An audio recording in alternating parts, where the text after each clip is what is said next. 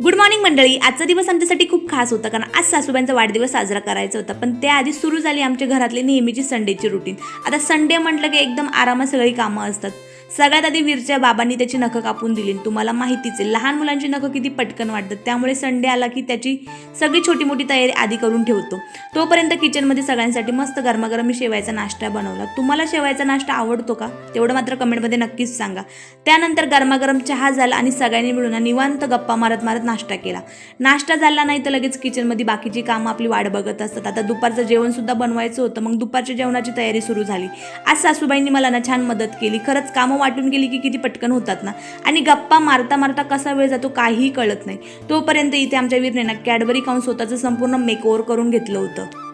Cadbury तोंडात कमी आणि हातपाय कपड्यांनाच जास्त होती. तुमच्याही घरी लहान बाळ असेल तर हा सीन नक्कीच क्रिएट होत असेल. आणि मग आला जो की आजचा सगळ्यातला खास क्षण. सासूबाईंचं छोटंसं सरप्राईज ठेवलं होतं.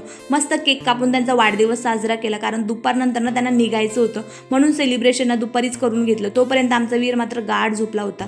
अशा छोट्या छोट्या गोष्टीमध्ये ना आयुष्य सुंदर होतं. तुमच्याही घरी असाच वाढदिवस सेलिब्रेशन करतात का साधेपणात, ते मात्र कमेंटमध्ये नक्कीच सांगा. भेटूया उद्याच्या ब्लॉगमध्ये. बाय.